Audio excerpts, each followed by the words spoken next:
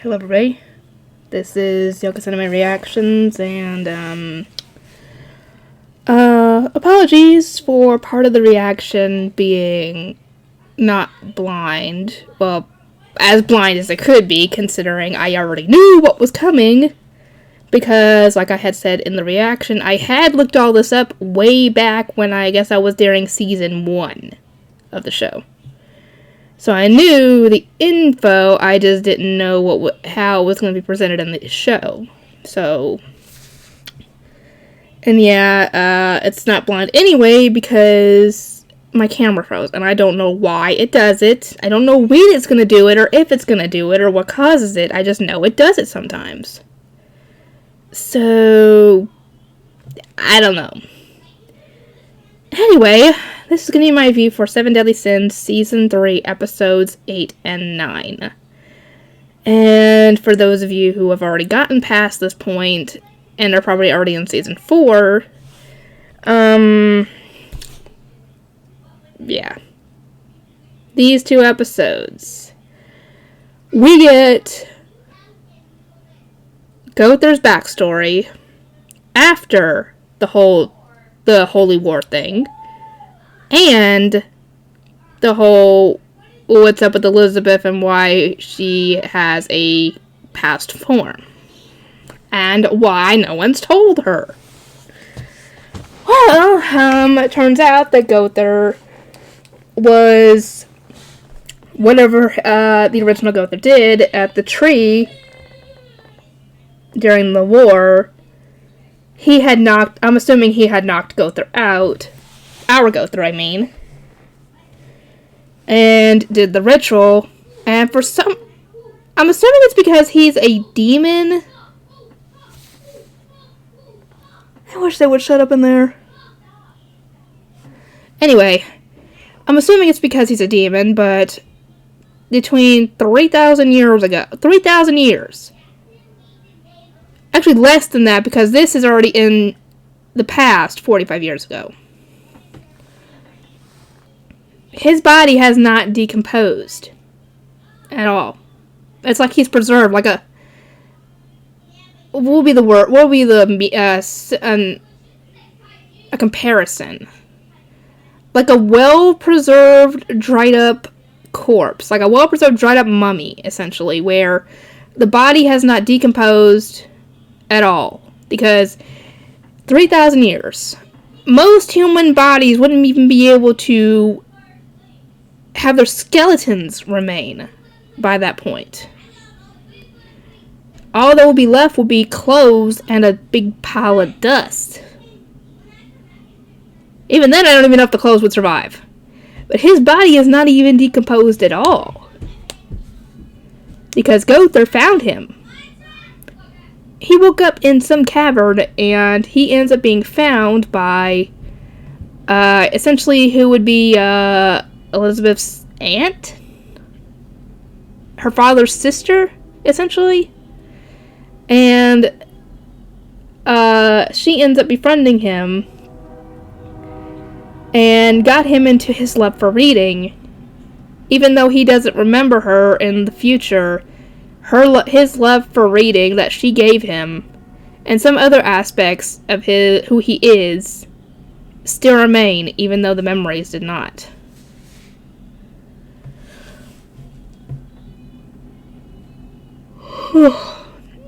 Anyway, Gother ends up helping her out because she has a frail body. Her heart isn't very good. And essentially she's got a heart problem. And he brings her back up to where her brother is, and her brother has those visions still. And he's okay with Gother being around her because she did admit that he is just a doll. And thus, when Gother made him, did he give him anything down there? If not, then he wouldn't have to worry about Gother doing anything to her in that way. And thus he's okay with her being around Gother because he makes her happy, essentially. And, you know, with her, the way her heart is, he wants his sister to be happy. And so they end up spending time together over time and end up falling in love with each other. However, Gother knows that something is very wrong because he does comment on this right before her death. That over time her heart has become weaker and weaker. I don't know what her heart condition is, but he has noticed it. And he is afraid that she is going to leave him sooner or later, and he is going to continue living on because he is not human. He is not going to die. I mean, we've seen that. We've seen him get beheaded and survive.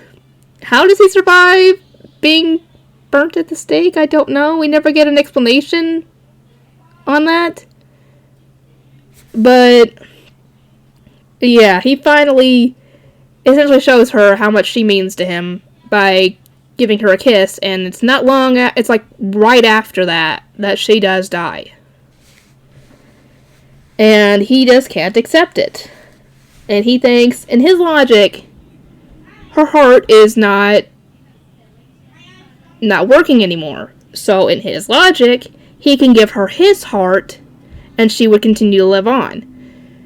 The only problem with that idea is that humans would not, human body would not be compatible with his magically created heart because it's not an actual organ. It's just it's like a locket, essentially, kind of.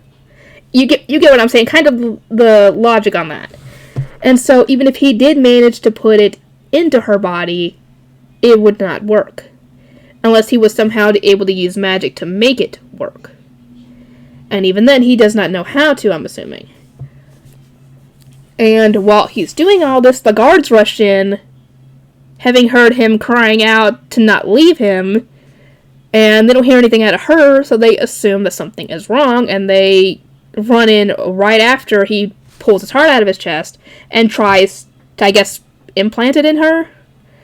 And they see this, and they come to the very big misunderstanding that he had violated her, which, like I said, if he doesn't have the parts down there, how is he supposed to violate her? And did they not see the gigantic hole in his chest where he had pulled the heart out? Because, I mean, you see that after they rush into the room, where his heart is supposed to be is. Did they not see that and wonder what the heck happened? Did they automatically just come to the conclusion and ignore that little tidbit? And when he's being sentenced to being burnt at the stake for what he did, we find that her brother doesn't think he did it, obviously. He knows that Gother's not that type of person, and it's at this point when he's remembering this, when he's remembering this, Deanne runs in and tries to convince him to not give up his memories again, and tries to essentially, convince him to keep his memories and get through what he's going through. And did Deanne lose power or something? I'm assuming she's not very strong in that smaller form of hers. Right? Because Gother saw her power as being, 15,000 or something like that? So I'm assuming her power is double what it usually is half of what it usually is when she's in her small form. Right? Because when he runs into King, while trying to run away from her, his power is over 40,000. So we know he got stronger during that whole training thing, and I'm assuming Deanne did too, but we don't know how much she did. And Merlin pops in and essentially explains the whole thing, and that they finally convince him to keep his memories, because in getting rid of the painful ones, he got rid of also the good ones he would have wanted to keep. And I'm surprised nobody asked him, what would Nadja think if she saw you doing all this? Would she be happy you're trying to get rid of your memories? Because that essentially is what they should have said, because she would not want him to go through this. She would want him to continue living on and keep all the memories they've shared together, good and bad. And thankfully, we actually find out that the heart that he took out, it had no more heart magic in it. So I'm assuming that he now has that heart magic inside him, because I'm assuming it went into him before he took it out. So I'm assuming that experiencing what he experienced with Naja caused the heart magic to go inside his actual body. And later on in episode 9, things take a turn.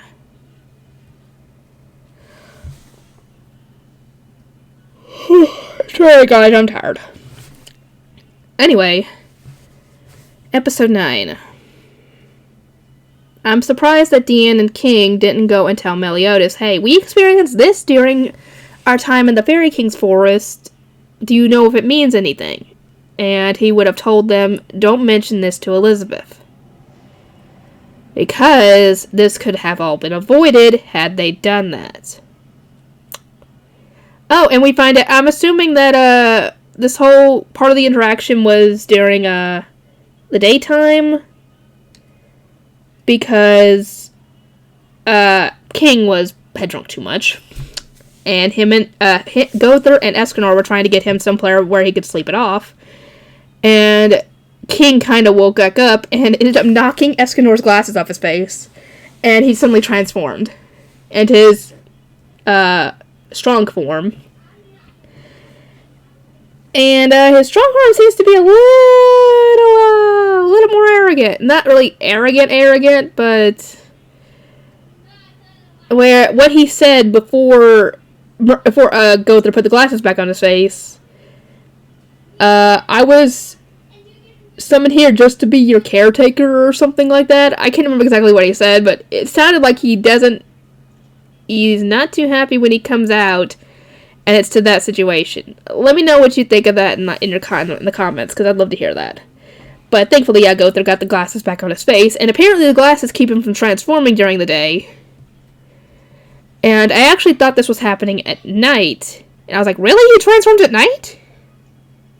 I was like, wait, that ain't right, because I know for a fact that they mentioned something later. It's something in the manga where they were having to go deal with some vampires, and Escanor, it was at night, so Escanor was in his small form, and Meliodas had to carry his axe for him, or something like that, because he couldn't carry it. So it had to have been during the day. Anyway, while all this is going on, Merlin is trying to find Arthur and Camelot, and Zaratras shows up and attacks the little scout, I guess, that's looking for him, and ends up getting Merlin in the process. And at first we think she's fine, she just took a hit. But later on, that proves to not be the case. Anyway, before all this, Deanne is talking with Elaine and Elizabeth, and she was telling them, oh, during our training, you're not going to believe this, I ran into a version of the captain, and a version that looks exactly like you. And this got Elizabeth thinking, yeah, something's not right there, because Liz apparently was so much like me that we could have been the same person, except, with the whole red hair thing. And then there's this other person 3,000 years in the past that apparently was a spitting image of me. So something is going on. So this got into her head, and she goes to try and talk to Meliodas later after they end up having their little bout of drinking, and they make plans to try and take out the rest of the 10 Commandments later, because they're still on the rampage, essentially. And we obviously see that Merlin is still recovering from what happened, because Meliodas had to help her back to her bed. And Elizabeth tries to talk to Meliodas about this whole thing, asking him, why are there people that look exactly like me in the past that apparently are around you? And Meliodas obviously denies that this is the case, saying essentially that's just crazy, that's not a thing. And there is a complete and utterly logical reason as to why he's keeping this from her, and this is actually explained at the end of the episode. However, later on, we find that Merlin was hit by one of Zarathus's spells, and, dang it, what was his name? I can't remember. I saw it earlier, and I can't remember what it was. Hendrickson, that was what it was. Anyway, he tries to help her out with his druid abilities, but obviously to no avail, and, Elizabeth tries to help her with her own magic, and he even makes a comment that this is not druid magic she's using, but something else. Thankfully, he does not mention what else it could be, because the only other thing it could possibly be, in reference to all the races, is goddess magic.